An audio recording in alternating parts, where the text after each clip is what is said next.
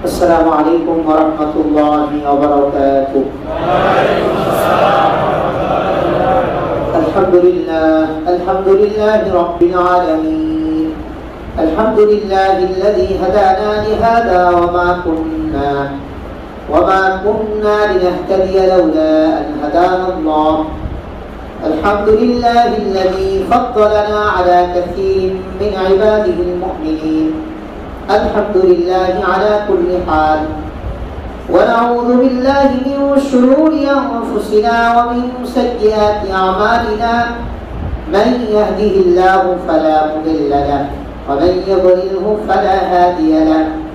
وأشهد أن لا إله إلا الله وحده لا شريك له.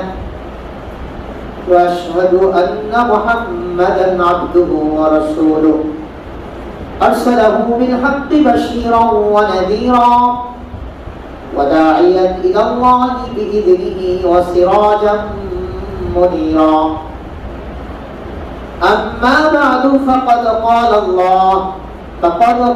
الله سبحانه وتعالى في كلامه المجيد والفرقان الحميد.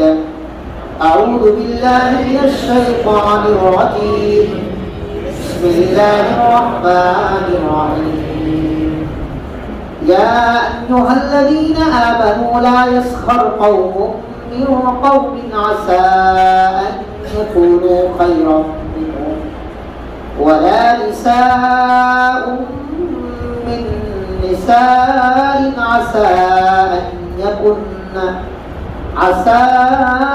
يكن خيرا منهن. ولا تلمزوا أنفسكم ولا تنابزوا بالألقاب بئس الاسم الفسوق بعد الإيمان ومن لم يتب فأولئك هم الظالمون. آمنت بالله صدق الله مولانا العظيم. اللهم صل على محمد وعلى آل محمد كما صليت على إبراهيم وعلى آل إبراهيم إنك حميد مجيد. اللهم بارك على محمد وعلى آل محمد كما باركت على إبراهيم وعلى آل إبراهيم إنك حميد مجيد. الحمد لله সকল প্রশংসা সেই মহান রব্বুল আলামিনের জন্য, যিনি আমাকে আপনাকে মানুষ হিসেবে তৈরি করেছেন, পাশাপাশি যে রব না চাইতে আমাদেরকে ঈমানের মতো, ইসলামের মতো, প্রাণের মতো নিয়ামত দিয়ে সম্মানিত করেছেন, সেই মহান রবের আলিশান দরবারে কালিমাতুশ শুকর আদায় করি আলহামদুলিল্লাহ।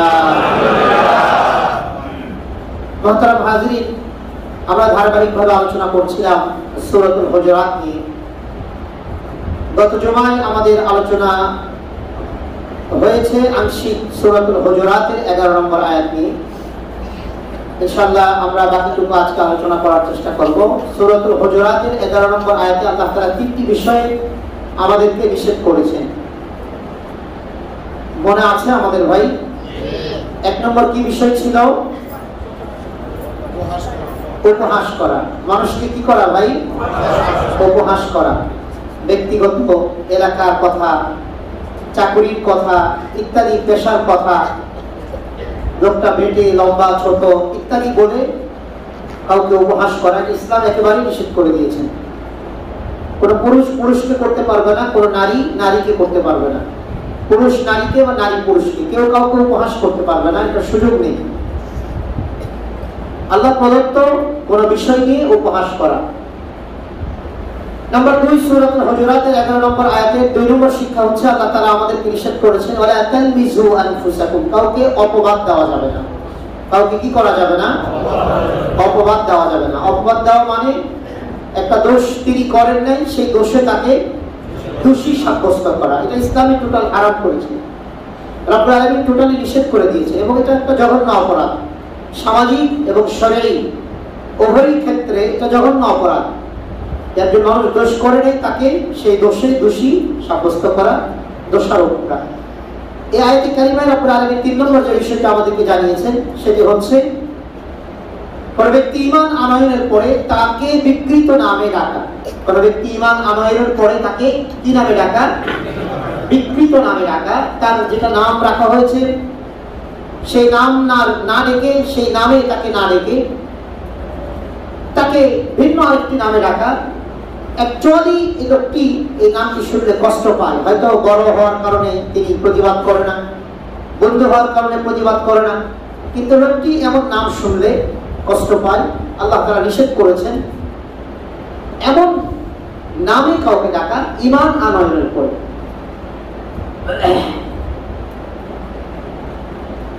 আমরা গত জুমে আলোচনা করছিলাম বলে আতালমিজু আনফুসাকুম, এই অংশটুকু নিয়ে যে কাউকে অপবাদ দেওয়া যাবে না।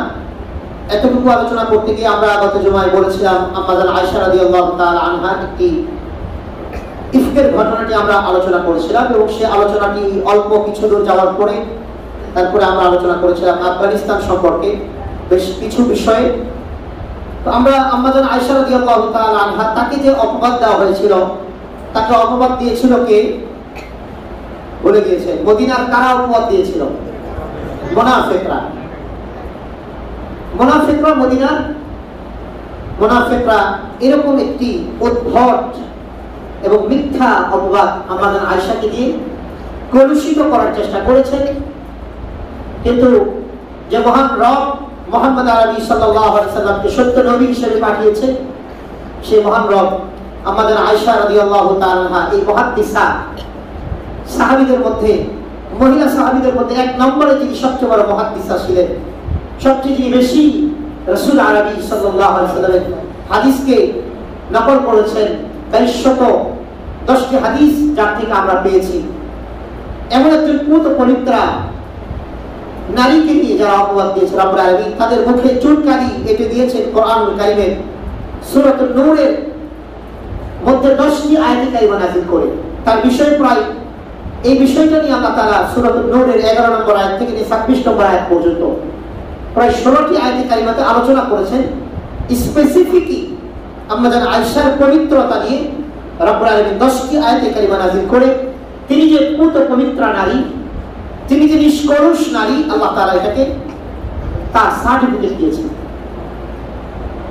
আমরা এর উপরে গত জন্য আলোচনা করতে গিয়ে আমরা পৌঁছেছিলাম এ পর্যন্ত যে রাসূল আরবি সাল্লাল্লাহু আলাইহি সাল্লাম কোথাও তিনি যখন কোন সফরে বের হতেন, আম্মা জানদেরকে নিতে চাইলে লটারি করতেন, যার নাম আসতো তাকে নেওয়া হতো।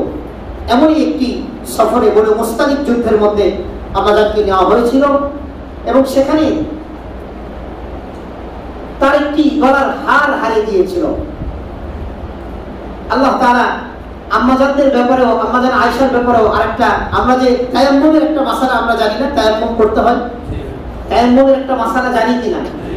তায়াম্মুম আমরা আমাদের দেশে তায়াম্মুমের মাসালাটা আলোচনা কম হয়, যেহেতু তায়াম্মুমের মাসালাটা সামনে আসবেই যখন 2 মাইলের ভিতরে পানি পাওয়া না যাবে। আমাদের দেশে আলহামদুলিল্লাহ এমন কোনো জায়গা নেই, পূর্ণ দেশে 2 মাইলের ভিতরে পানি পাওয়া যায় না, এরকম পুরো দেশে কোথাও জায়গা আছে মনে হয় আপনাদের? না, আলহামদুলিল্লাহ। জোরে বলি না আলহামদুলিল্লাহ। আল্লাহ তাআলা আমাদের সবচেয়ে দামি জিনিসটাকে আমাদের জন্য সহজ করে দিয়েছে। সৌদি আরবের মতো যদি আমাদের পানি কিনে খেতে হতো, তাহলে আমাদের ঘরে ঘরে সব বিক্রি করে পানি কিনে খেতে হতো। সৌদি আরবে হাফ লিটার পানির দাম 1 রিয়াল, হাফ লিটার পানির দাম অর্থাৎ 22 টাকা। 1 লিটারের দাম 1.5 রিয়াল বা 2 রিয়াল।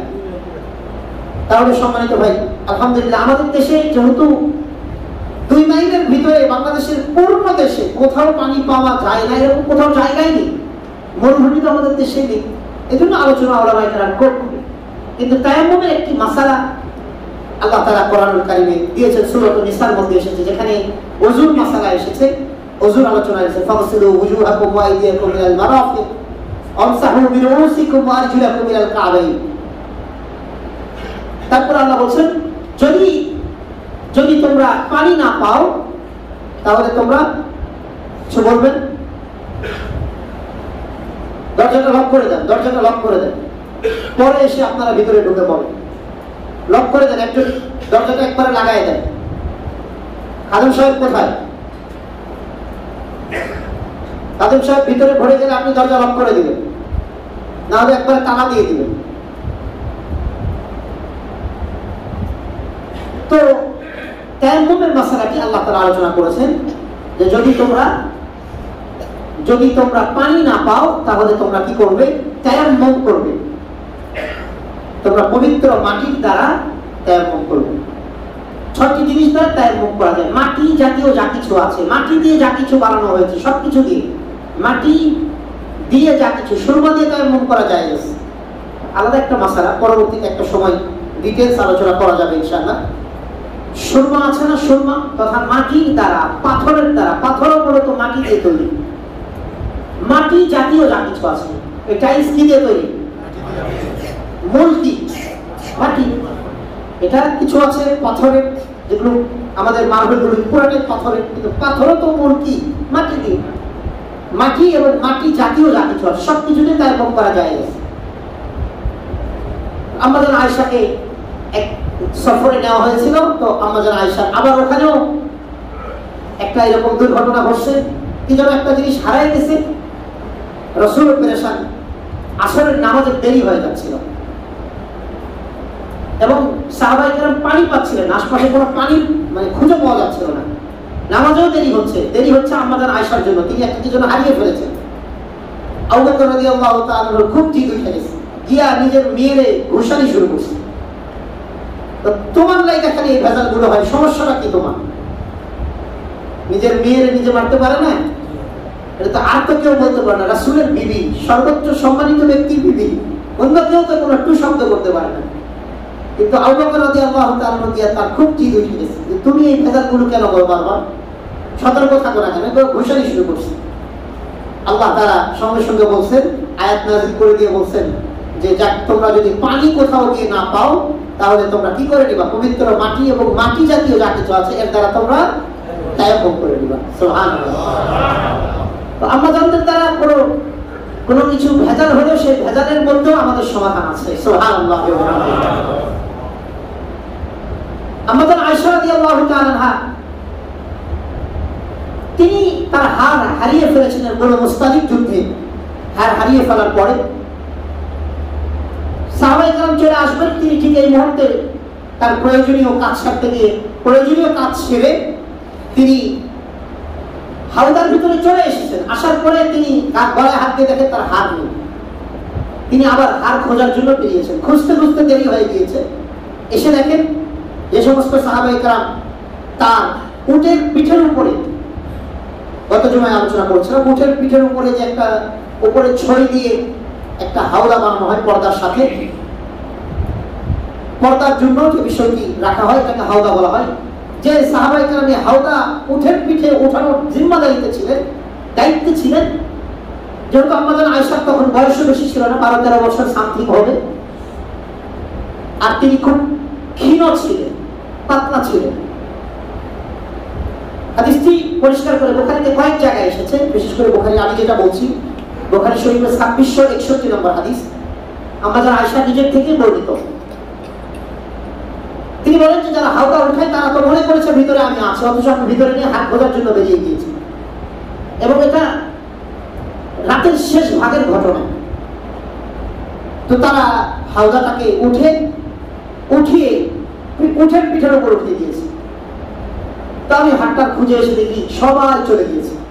তো আমি চিন্তা করলাম যে যখন আমার খবর হবে আমার ব্যাপারে যে আমি নাই সেখানে, রাসূল আরবি লোক পাঠাবেন, তাহলে আমি এদিক ওদিক ঘোরাফেরা না করে আমি এই জায়গাতে বসে থাকি। আম্মা জান বলেন আমি সেখানেই বসে পড়লাম এবং সেখানে বসে থাকার কিছুক্ষণ পর আমার ঘুম চলে আসছে। রাসূল আরবি সাল্লাল্লাহু আলাইহি সাল্লামের তার আদত ছিল, অভ্যাস ছিল, সাথীরা সকলেই চলে গেলে একজন ব্যক্তিকে সবার শেষে যাওয়া হুকুম ছিল যে সকলেই চলে গেলে, যে জায়গাতে সফর স্থগিত করবে সেই জায়গা থেকে সকলেই চলে গেলে তুমি সবার শেষে বের হবা। যে কোনো একজনকে জিম্মাদারি, এক সফরে একজনকে জিম্মাদারি দেওয়া হচ্ছিল, তুমি সবার শেষে আসবা, যেন কোনো ব্যক্তি কোনো কিছু যদি ছাড়া পড়ে যায় তুমি সেটা উঠিয়ে নিয়ে আসবা। ওই সফরের মধ্যে রাসূল আরবি সাল্লাল্লাহু আলাইহি সাল্লাম যাকে উঠিয়ে নিয়ে আসার জিম্মাদার দিয়েছিলেন তিনি ছিলেন হযরত সাফওয়ান ইবনে মুআত্তাল রাদিয়াল্লাহু তাআলা আনহু, যাকে সাফওয়ান সুলামিও বলা হয়, তিনি সবকিছু খুঁজতে খুঁজতে আম্মাজান আয়েশার ওই জায়গায় গিয়ে আম্মাজান আয়েশাকে পর্দার সাথে তিনি আছেন, তিনি ওখানে তিনি ওখানে ঘুমিয়ে পড়েছেন। তো আম্মাজান আয়েশা বলেন যে পর্দার আয়াত, পর্দার হুকুম নাযিল হওয়ার আগে সাফওয়ান রাদিয়াল্লাহু তাআলা আনহু তিনি আমাকে দেখেছিলেন, যার কারণে তিনি আমার বডি, আমার উচ্চতা সবকিছু দেখে তিনি বুঝে ফেলেছেন যে আমিই হব এটা। যার কারণে তিনি মানে একটা আশ্চর্যান্বিত হয়ে তিনি তার উটকে বসাচ্ছিলেন আর বলতেছিলেন ইন্না লিল্লাহি ওয়া ইন্না ইলাইহি রাজিউন। আম্মাজান আয়েশা বলেন যে তার ইন্না লিল্লাহ শুনে আমার ঘুম ভেঙে গেছে। ঘুম ভেঙে যাওয়ার পরে আমি উটের পিঠে উঠলাম, তিনি উটের লাগাম ধরে সামনের দিক থেকে তিনি আমাকে টেনে নিয়ে দুপুরের দিকে আমরা মদিনাতে ঢুকে পড়ি। এই মধ্যে সাহাবায়ে কেরাম মদিনাতে ঢুকে পড়েছে। ঘটনা ছিল এই মূল। আম্মাজান আয়েশা বলেন ওই সফর থেকে আসার পরে আমার শরীরটা খুব খারাপ হয়ে গেল এবং আমি অসুস্থ হয়ে পড়লাম। প্রায় 1 মাসের মতো আমার অসুস্থতা। মাঝে মাঝে আমি দেখেছি যে অন্যান্য সময়ে আমরা যখন অসুস্থ হই তখন রাসূল আরবি সাল্লাল্লাহু আলাইহি ওয়াসাল্লাম বিশেষত আমাকে আমার যেভাবে খোঁজ খবর রাখতেন, যেভাবে খোঁজ খবর নিতেন, এবার অসুস্থ হওয়ার পরে রাসূল আরবি সাল্লাল্লাহু আলাইহি ওয়াসাল্লাম প্রতিদিনই আমার কাছে আসতেন, আসার পরে আমাকে সালাম দিতেন এবং আমাকে জিজ্ঞাসা করতেন তুমি কেমন আছো বা কেমন বোধ করছো, এতটুকু জিজ্ঞাসা করে তিনি চলে যেতেন। কিন্তু ঘটনার ওদিকে যে কি ঘটছে আমি কিছুই জানি না। এদিকে 1 মাস পরে আম্মাজান আয়েশা তার বাবার খালা বা ফুফু, একজন মহিলা যাকে উম্মু মিস্তা বলা হয়, এক রাত্রিতে তিনি তার ঘরে এসেছেন, আম্মাজান আয়েশার ঘরে। তো তিনি বলেন যে তখনও আমাদের বাড়িতে টয়লেট বানানো হয় নাই, কারণ তখনকার মানুষ এই ঘরের মধ্যে, ঘরের পাশে টয়লেট বানানোটাকে ঘৃণা করতেন বা আনইজি ফিল করতেন। আর আনইজি ফিল করার কথাও, কারণ এখনের টয়লেটের যে অবস্থা আর তখনের টয়লেটের যে হালত, তখন তো টাইলস ছিল না, ইত্যাদি ছিল না, যার কারণে আসলেই খারাপ অবস্থা ছিল। আর এখন তো মাশাআল্লাহ আমাদের গ্রামের মানুষরাও টাইলস দিয়ে টয়লেট বানায়। টাইলস যদি গ্রামের ঘরে না থাকে কিন্তু টয়লেটে টাইলস থাকে মাশাআল্লাহ।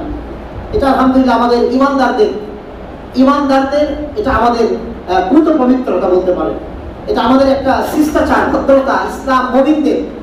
কিন্তু আপনি যদি ইন্ডিয়াতে যান, ফজরের পরে যদি ট্রেনে থাকেন আর ট্রেনের 2 পাশে থাকেন, তাহলে আপনার একটু ইজ্জত সম্মান থাকলে নিজের মাথাটা হেট করে হবে, নিজের মাথাকে নোয়াই দিবেন।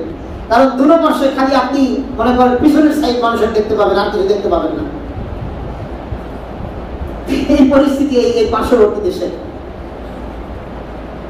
আল্লাহ আমাদের হেফাজত করেন। আলহামদুলিল্লাহ ঈমান না থাকলে যেটা হয় আর কি, ইযা ফাতাকাল হায়া ফাফআল মা শি'তা। রাসূল বলেছেন যখন তোমার ঈমান আর লজ্জা এই দুটো পরিপূরক, ঈমান আর লজ্জা, যার লজ্জা নাই তার ঈমানও থাকে।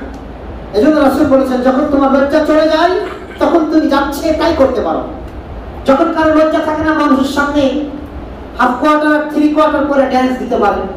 যখন লজ্জা থাকে না, তখন রাত 12টার সময় ক্লাবগুলোতে গিয়ে একটা নারী ঘুরতে পারে।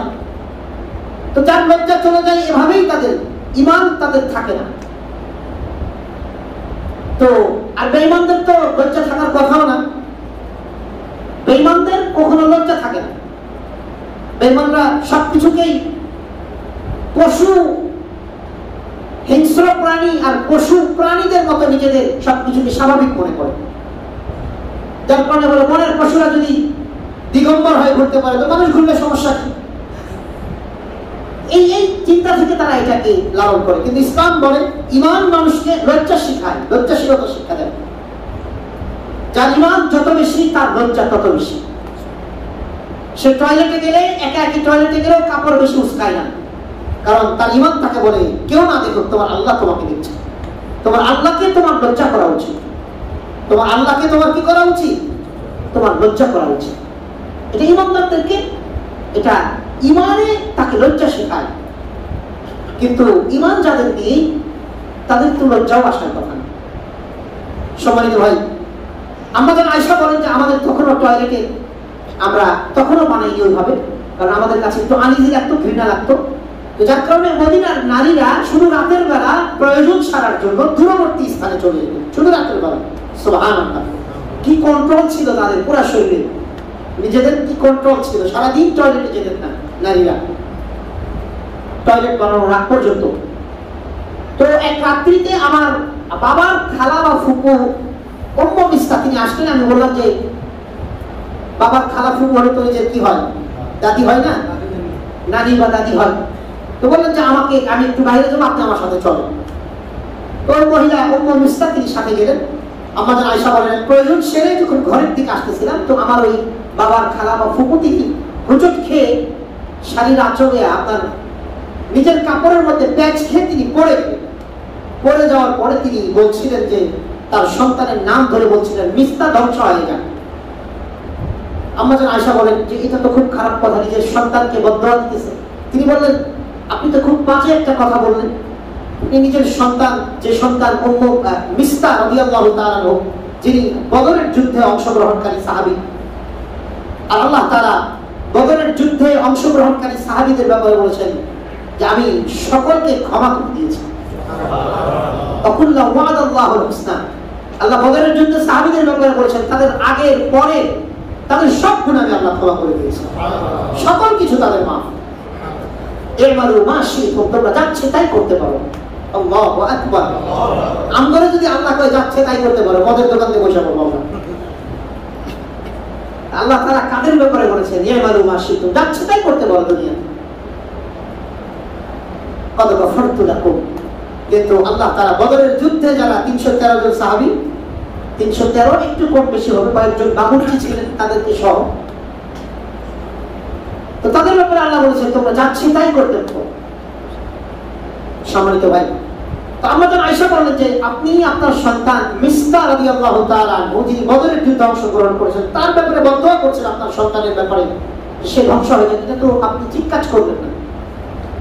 তো উম্মে মিস্তা বললেন যে হে আলাভোলা নারী, তুমি তো জানো না মনে হয় এখনো কিছু, মদিনাতে যে তোমাকে নিয়ে কি ঘটনা ঘটছে এটা কি তুমি জানো? আম্মা জান আয়েশা আশ্চর্য হয়ে গেলেন, 1 মাসের মধ্যে তিনি কিছুই জানতেন না। এদিকে কিন্তু 1 মাস হয়ে গিয়েছে তাকে নিয়ে ওই মুনাফিক আব্দুল্লাহ ইবনে উবাই ইবনে সুলুল। একটা কথা মনে রাখবেন,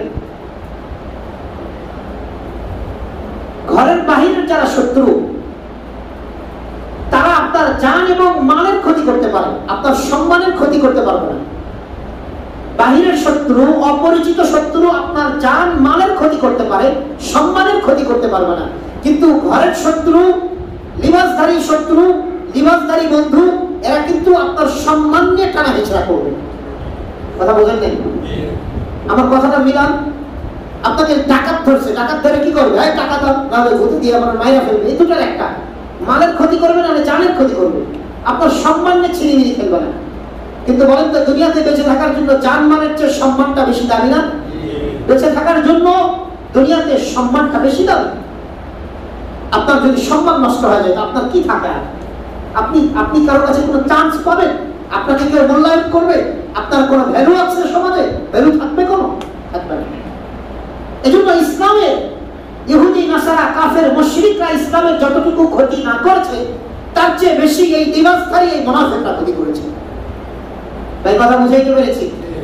এজন্য আমরা যেন কেউ মুনাফিক না হই, আমাদের সবসময় মনে রাখতে হবে যে আমি মুমিন, আমার নাম ইসলামী নাম, আমি নামাজ পড়ি, রোজা রাখি, আমি মুমিনের বিরুদ্ধে কথা বলছি, অ্যাকসেপ্টযোগ্য নয়। মুমিনের বিরুদ্ধে তো মুনাফিকই কথা বলতে পারে ভাই। মুমিনের বিরুদ্ধে কেবল মুনাফিক বলতে পারে, মুমিন কখনো বলতে পারে না।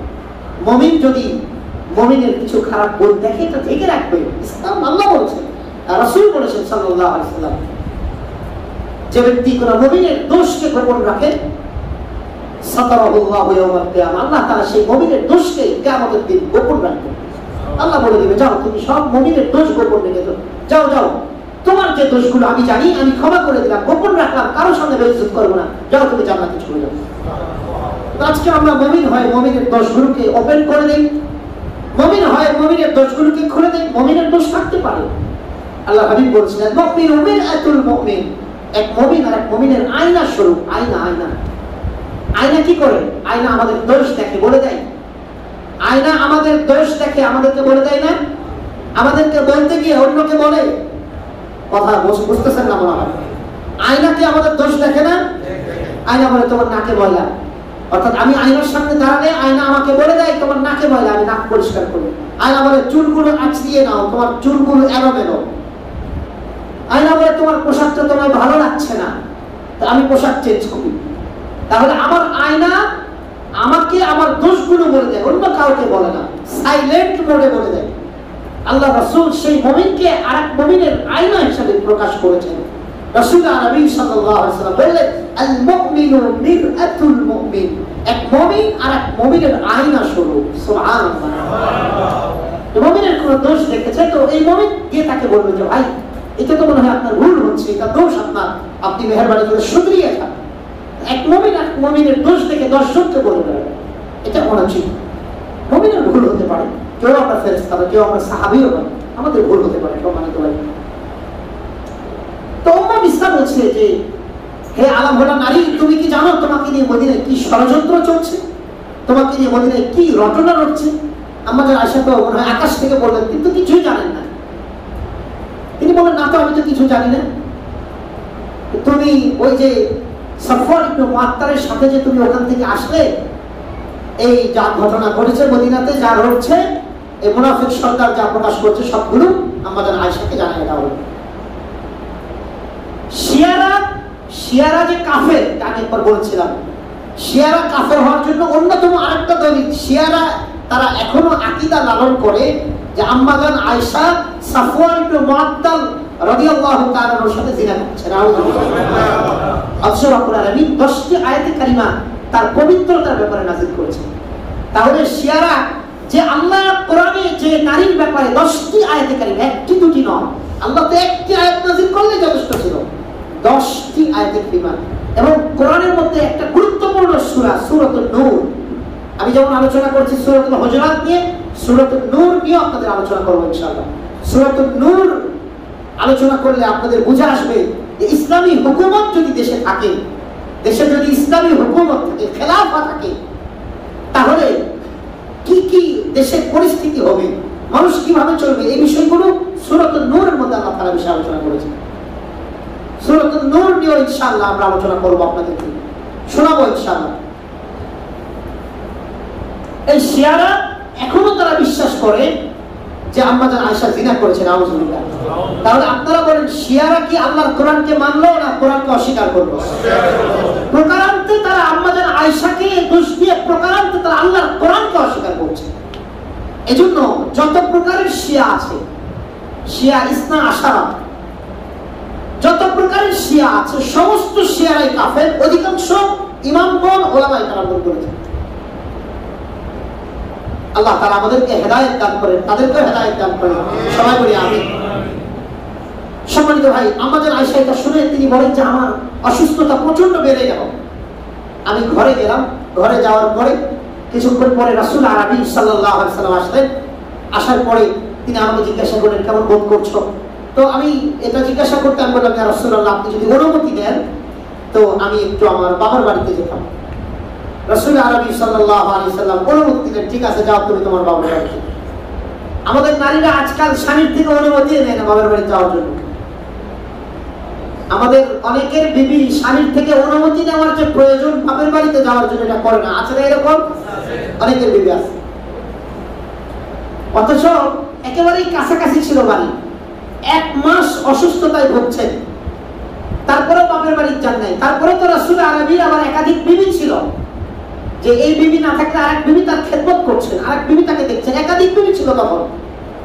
তারপর আম্মাজান আয়েশা স্বামীর মহব্বতে যায় নাই। আর এখনকার আমাদের আম্মাজানেরা, আমাদের সম্মানিতা বোনেরা মনে করেন জ্বর আশপাশের মহিলার হয়েছে, তিনি নিজের জ্বর আইছে কইয়া বাপের বাড়িতে চলে যান। এটা স্বামীর প্রতি মহব্বত এদের কম। স্বামীর প্রতি মহব্বত আর ভালোবাসা পূর্ণাঙ্গ থাকলে এত ঘন ঘন বাপের বাড়িতে যায় না, অন্তত স্বামীকে একটু টেক কেয়ার করে। আল্লাহ তাআলা আমাদের আম্মাজানদেরকে আর আমাদের বোনদেরকে সবাইকে হেদায়েত দান করেন, স্বামীর প্রতি বেশি বেশি টেক কেয়ার করার তৌফিক দান করেন, সবাই বলি আমিন। আম্মাজান আয়েশা অনুমতি দিলেন, রাসূল আরবি অনুমতি দিলেন, ঠিক আছে যাও বাবার বাড়িতে যাও। আম্মা জান আয়েশা বাবার বাড়িতে গেলেন, তার মাকে গিয়ে জিজ্ঞাসা করেন, মা ঘটনা কি এরকম? মাদের একটু ধৈর্যশীল হওয়া দরকার, মাদের সন্তানদেরকে বারবার বোঝানো দরকার। আম্মা জান আয়েশার মা ছিলেন এরকমই একজন নারী, যিনি সন্তানকে বিষয়গুলো বোঝানোর চেষ্টা করেছেন। আম্মা জান আয়েশা গিয়ে বলেন, আম্মা তুমি কি জানো যে ঘটনা এরকম মদিনাতে কি ঘটেছে? তিনি বললেন, বাদ দাও, এগুলো মাথায় রেখো না। আল্লাহ তাআলা যাকে সুন্দরী করে বানিয়েছেন এবং এমন এমন স্বামীর ঘরে দিয়েছেন যে স্বামীর আরো অন্যান্য বিবি আছে, এমন নারীদের কিছু বদনাম হয়, এটা তুমি মাথায় রেখো না, এটা হতেই পারে। আম্মা জান আয়েশা বলেন যে আমার মার কথা শুনে আমার কান্না আরো বেড়ে গেল। আমি মানে খুব অ্যাস্টনিশড হয়ে গেলাম, আশ্চর্যজনিত হলাম। আমি বললাম যে রাসূলও বিষয়গুলো জানি, এরকম একটা বাজে বিষয় রাসূলও জানি। তিনি বলছেন যে আমার একেবারে কান্না, সারা রাত্র আমি কান্নাকাটি করে কাটালাম, কান্নার একেবারে মানে নহর ছুটে গিয়েছে। সারা রাত্রে চলে গেল, সকালবেলা রাসূল আরবি সাল্লাল্লাহু আলাইহি ওয়াসাল্লাম বরদাস্ত করতে পারছিলেন না। একজন পুত পবিত্র মানুষ, পৃথিবীর নবী, তার বিবির ব্যাপারে যদি জিনার তহমত দেওয়া হয়, এটাকে মেনে নেওয়ার মতো?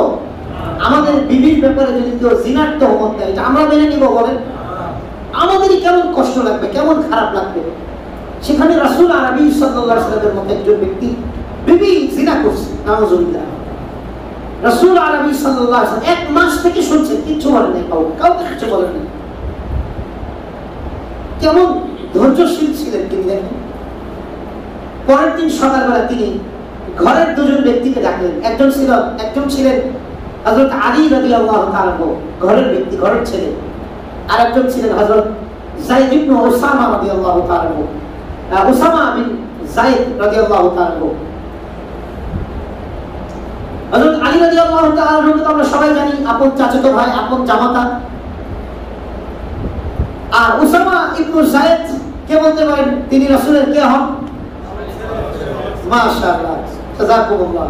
যারা বলেছেন আল্লাহ তাদের আরো ইলম বাড়িয়ে দেন, যারা বলতে পারেন না তাদেরও অনেক ইলম বাড়িয়ে দেন।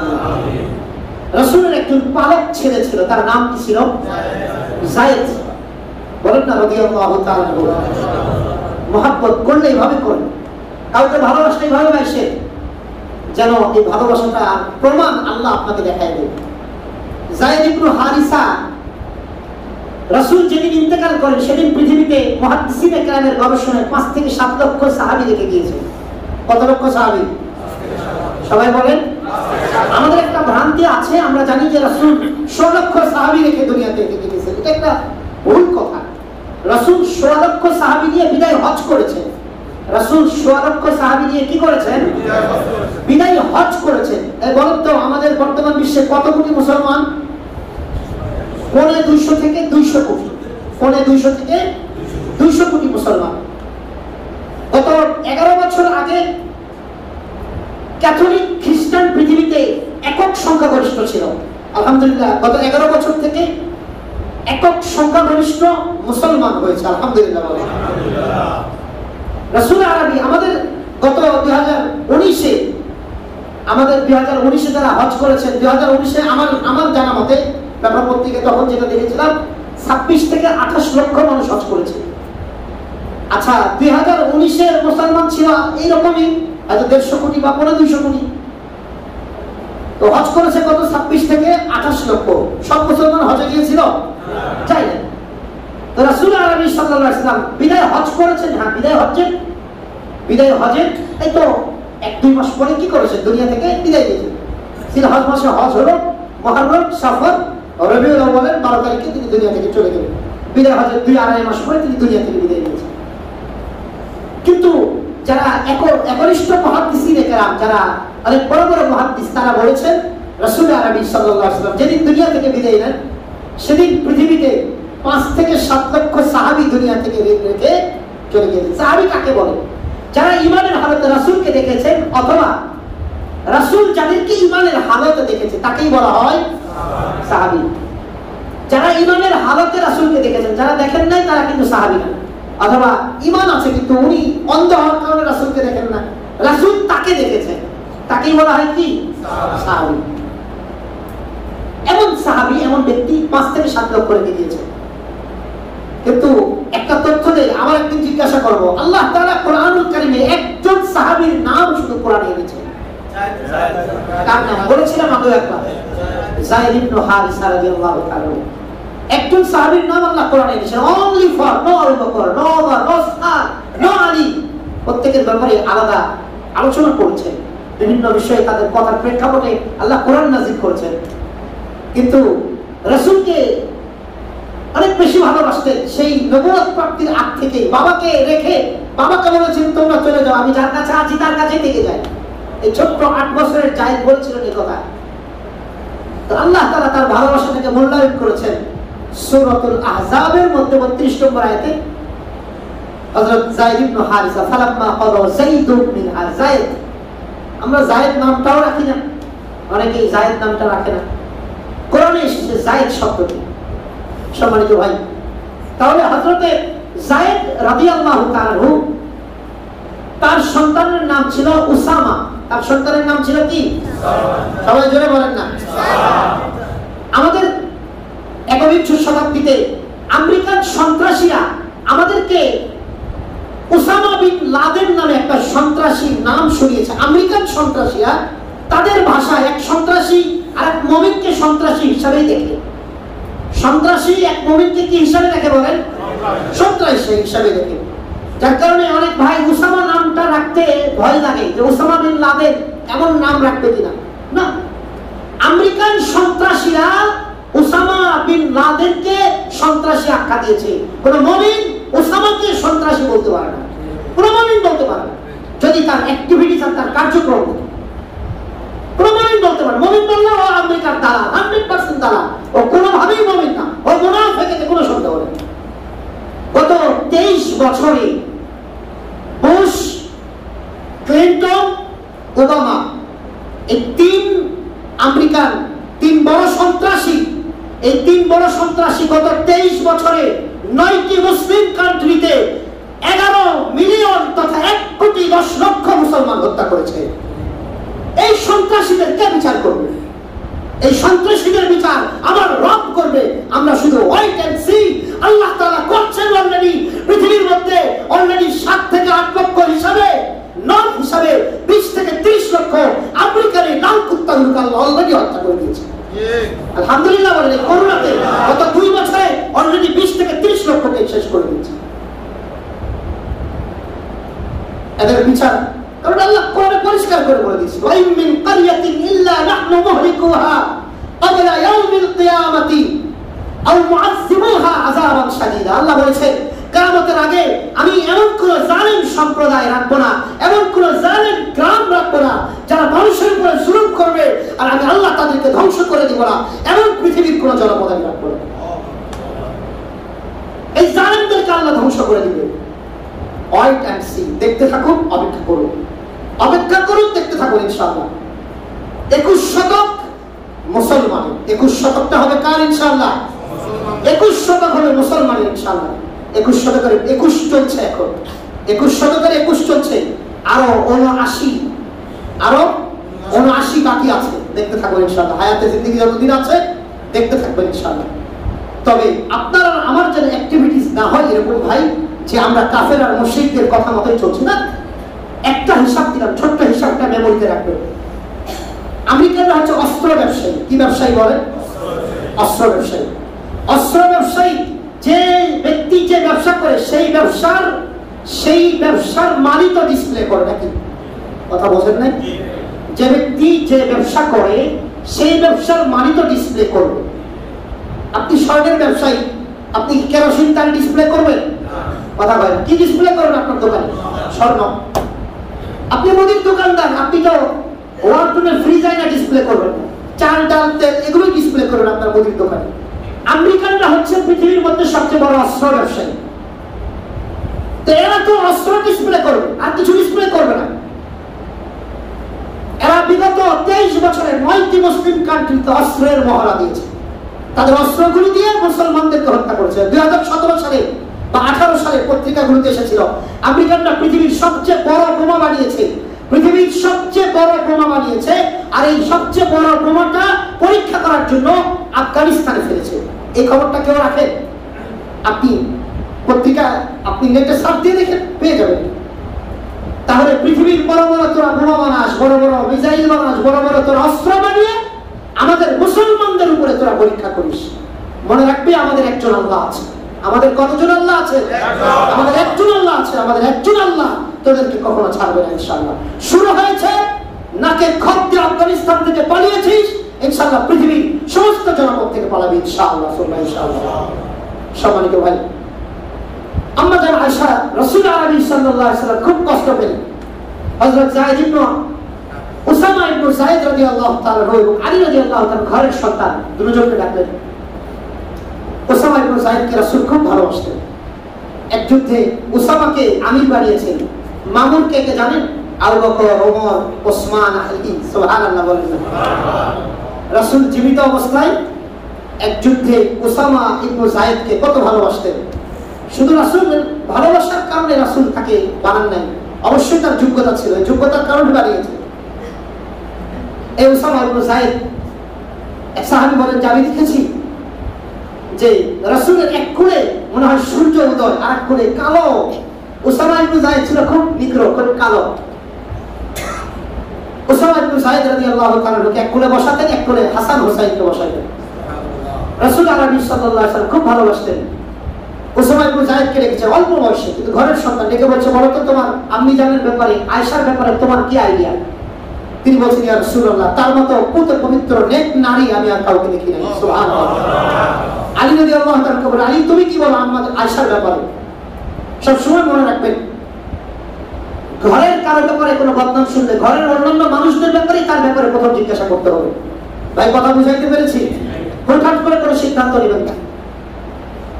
আলী রাদিয়াল্লাহু তাআলা বলেন, ইয়া রাসূলুল্লাহ, আল্লাহ তাআলা আপনার জন্য পৃথিবীকে সংকীর্ণ করেন নাই, তবে আমার পরামর্শ হচ্ছে ঘরের যে আপনার কাজের মহিলা আছে বাড়িরা, তাকে ডেকে জিজ্ঞাসা করুন, কারণ তিনি ভালো করে বলতে পারবে আম্মা জান আয়েশা আসলে কেমন চরিত্রের মানুষ। সুবহানাল্লাহ। আলী রাদিয়াল্লাহু তাআলার পরামর্শ শুনে রাসূল আরবি সাল্লাল্লাহু আলাইহি ওয়াসাল্লাম হযরতে বারিরা রাদিয়াল্লাহু তাআলাকে ডাকলেন, ডেকে বলেন যে তোমার আম্মা জানের ব্যাপারে বলো, কথা বলো।